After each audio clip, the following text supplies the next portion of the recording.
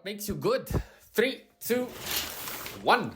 Hello, everybody, and welcome to episode 63 of the Shower Podcast, the podcast where I'm in my shower and you do you.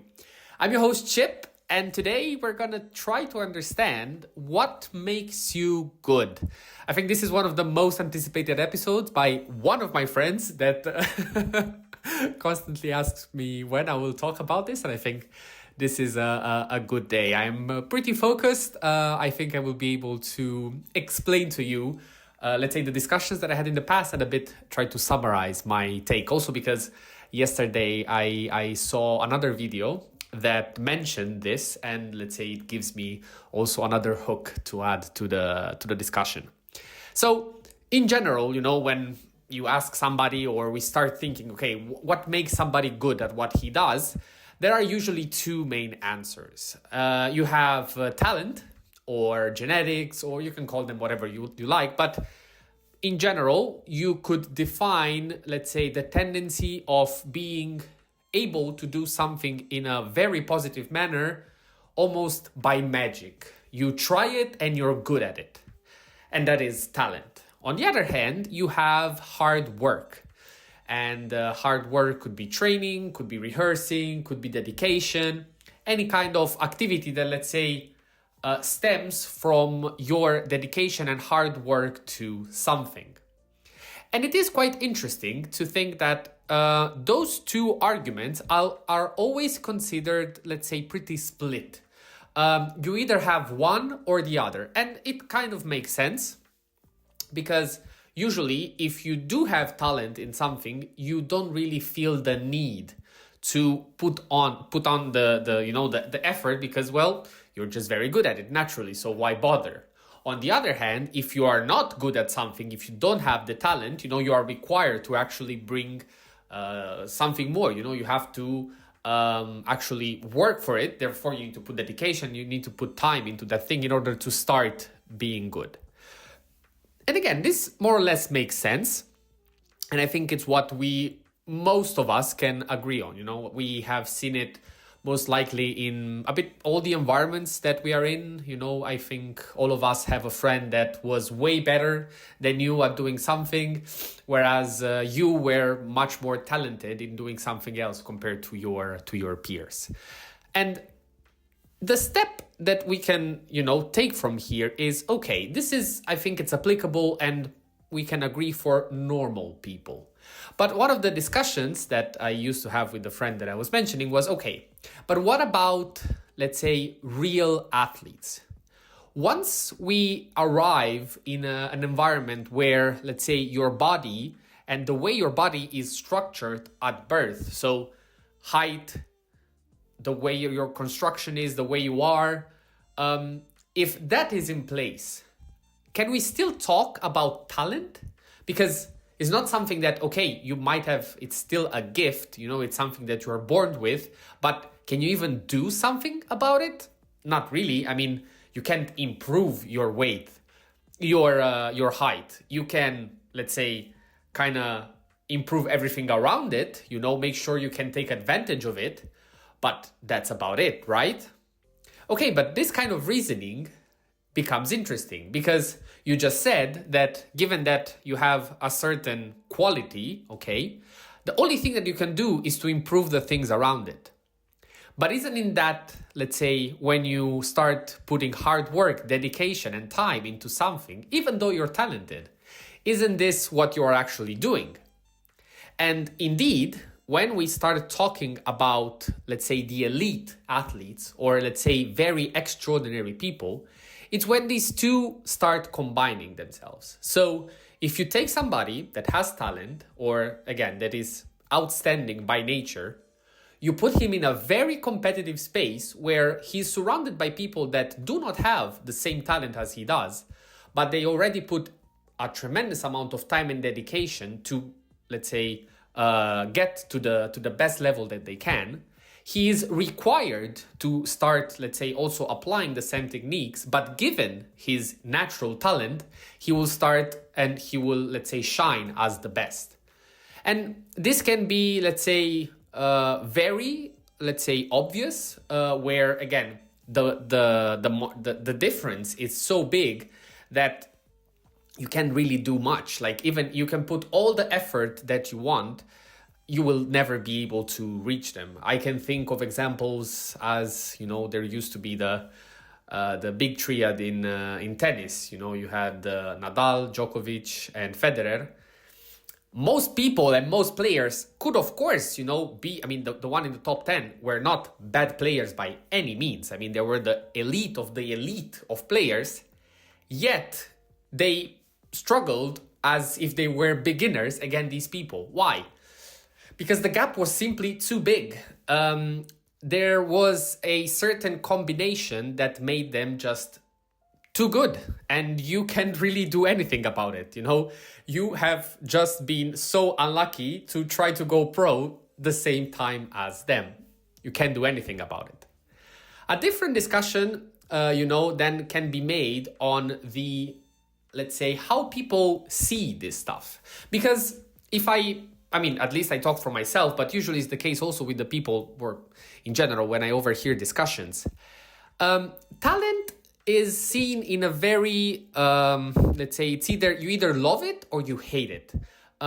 We don't have a very, let's say, there isn't a single way of seeing talent. There's people that appreciate it and love it, and let's say think and give people the benefit of the doubt because they are just talented at something and they are outstanding, and therefore their view of that person will always be positive. Or there will also be the other way, saying, that guy is good just because he is talented. Even though maybe, again, there is also a big component of hard work.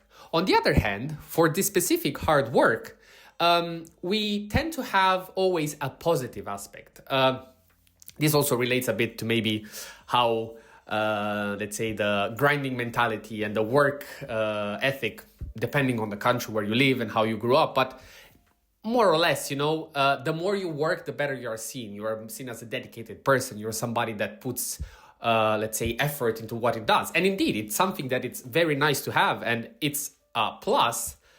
But at the same time, it can also be a very toxic behavior that tries to compensate for that lack of talent.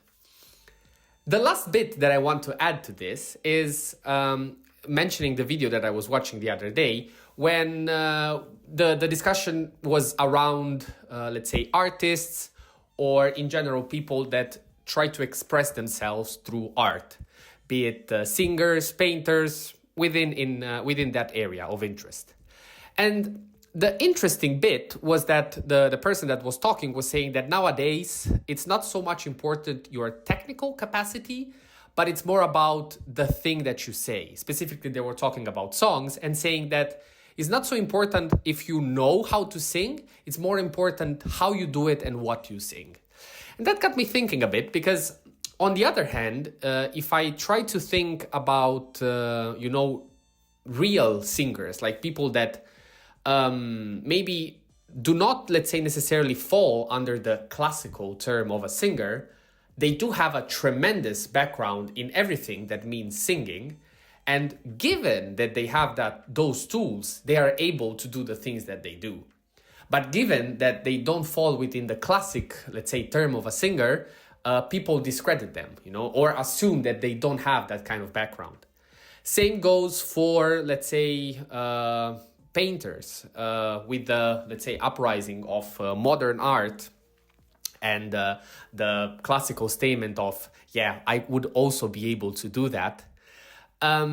We are a bit, omitting the thing that most of these people are absolutely capable of drawing and painting in the classical way. They do have the technical capacity to get there.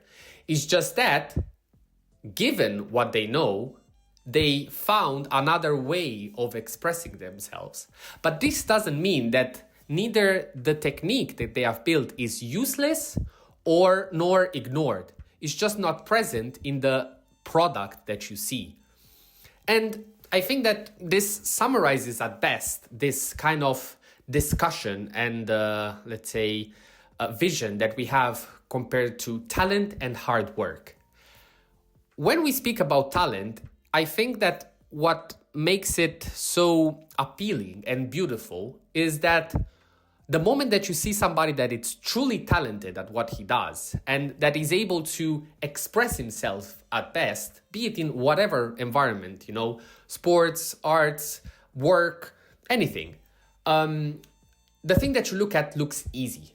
And it looks so easy, and the only way you can explain that to yourself, ignoring the fact that you, let's say, would like to ignore all the hard work that one has to put in order to look like that, it looks like as a magic potion that you just drink, you become that person, and from that moment, everything is easy. Whereas we tend to, or we like to ignore all the hard work that, let's say, brings you to that position. Because let's face it, there are so many people that do have the talent, but it stays there. If they're not challenged properly, if they're not put in an environment that makes that talent thrive, it will be completely useless. Therefore, even though it is close to impossible to reject, this beauty that talent has, I think it's more of a matter of not understanding if you are talented or if somebody is, but it's more about, am I in the scenario and am I, let's say, doing whatever I can to express that kind of talent? And again, it can be big or small, it doesn't matter. But the fact that I'm trying to do something and the fact that I'm trying to express my skills, art, again, whatever, in that specific moment, am I doing it the right way? And am I doing it in the right context? Maybe yes, maybe no. And most of the times, if the response is yes, you are able to thrive. If the response is no, most likely you'll just get stuck there, and I'm just sorry for you. Let me know what you think. If you see any of the two being more important or why. I think I summarized pretty well my statement and my take. It's something fascinating because it's everywhere, and at the same time, it's very easy to fall in the trap of, as I said during the episode, to just reduce such a complex topic to just, he's just good, which means basically nothing. He's good at what, when, in what situation, how do you describe what you are seeing? It's so much complex. It's so much harder to actually digest that, again, as most of the topics that we don't understand, we try to just find a simple solution and use that to label it. But I think it's much more interesting if one tries to really dig into that topic and do something. This was episode 63 of the Shower Podcast. Thank you very much for listening.